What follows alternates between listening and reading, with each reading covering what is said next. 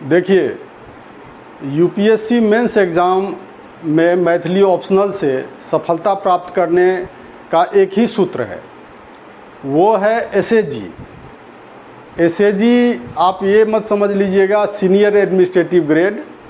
वो senior administrative grade तो जब आप प्रशासनिक सेवा में जाएंगे तब प्रमोशन के बाद आपको एसएजी यानी सीनियर एडमिनिस्ट्रेटिव ग्रेड मिलेगा। यहाँ एसएजी का तात्पर्य है SAG, S for strategy, A for approach,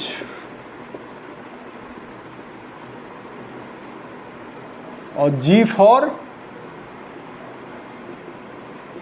guideline.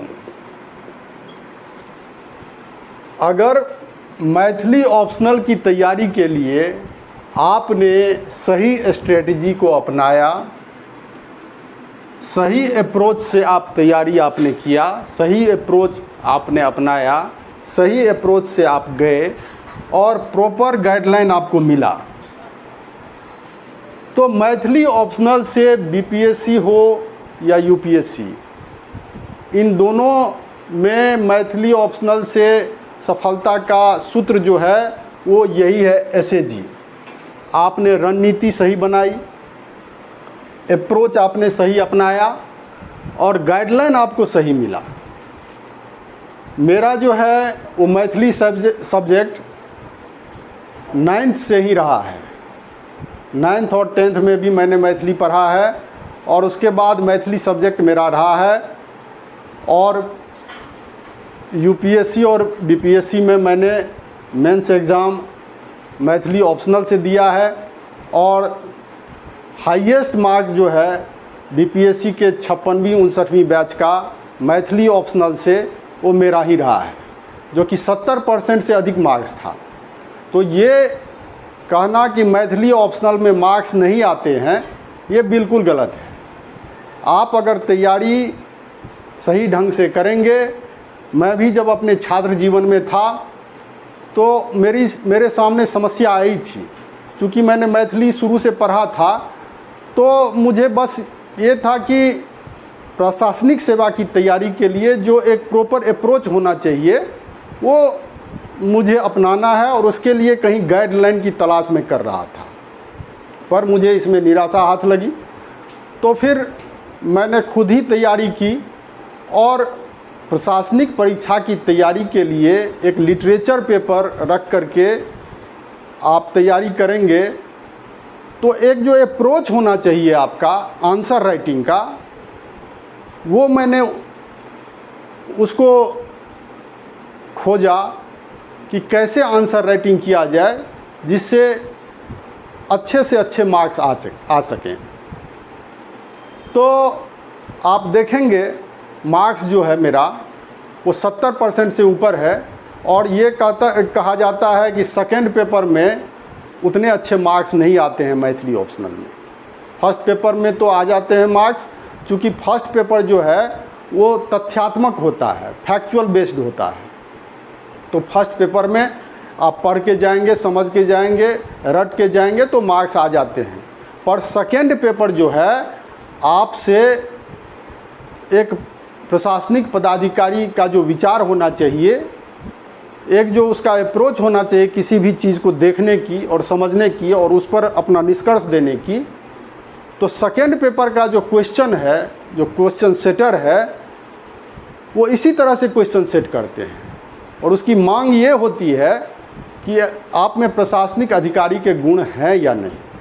तो सेकेंड पेपर का जो आंसर राइटिंग है उसमें आपको अपना जो है अपने प्रतिभा का प्रदर्शन करना होता है। तो सेकेंड पेपर में भी मेरे मार्क्स बहुत अच्छे आए हैं। फर्स्ट पेपर में 142 मार्क्स और सेकेंड पेपर में 139 मार्क्स आए थे। तो तैयारी अगर आप स्ट्रैटेजी, अप्रोच और प्रॉपर गाइडलाइन के तहत करेंगे तो निश्चित रूपेण आप मैथिली ऑप्शनल से मेंस परीक्षा क्रैक करके इंटरव्यू तक पहुंचेंगे और आपके मार्क्स 70% से ऊपर अगर आएंगे, जीएस आपका थोड़ा ठीक ठाक रहा तो आप पूर्ण सफलता प्राप्त करेंगे, फाइनल मेरिट लिस्ट में आपका नाम रहेगा। और अगर जीएस में आपने थोड़ा सा अच्छा प्रदर्शन किया है तो आप रैंक में आ जाएंगे।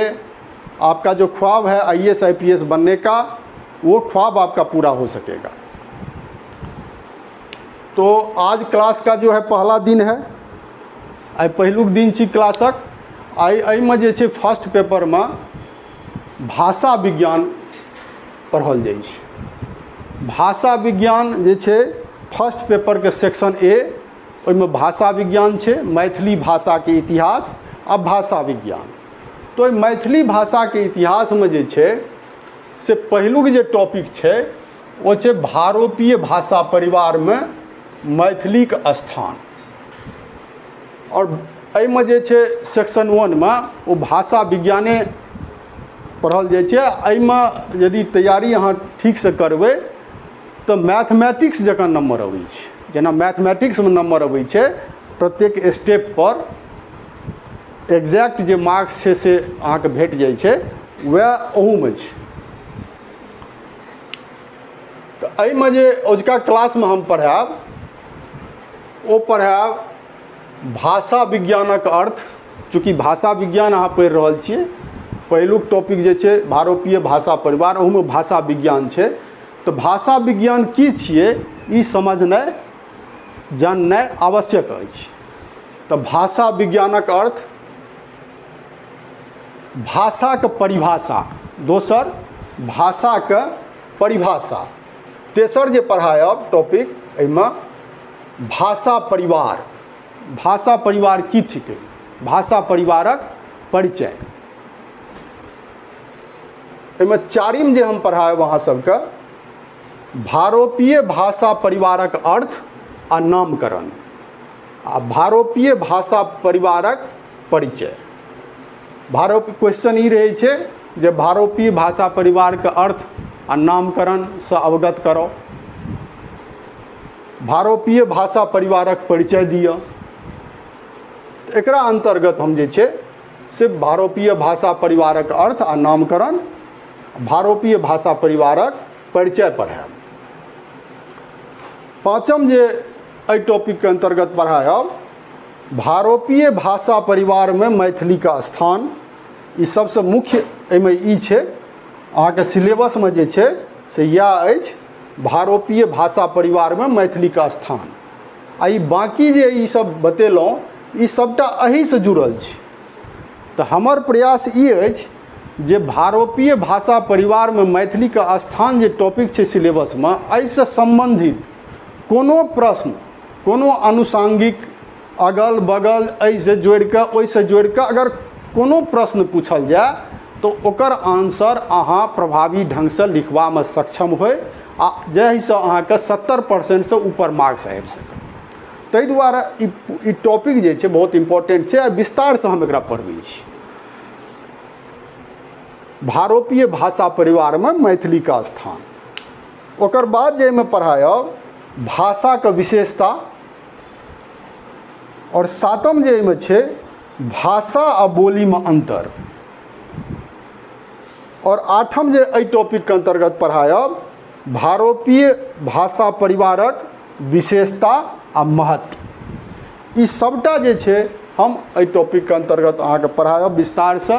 ताहि दुआरे एहि टॉपिक पर संपूर्ण तैयारी के लेल पूरा वीडियो के ध्यान से देखू।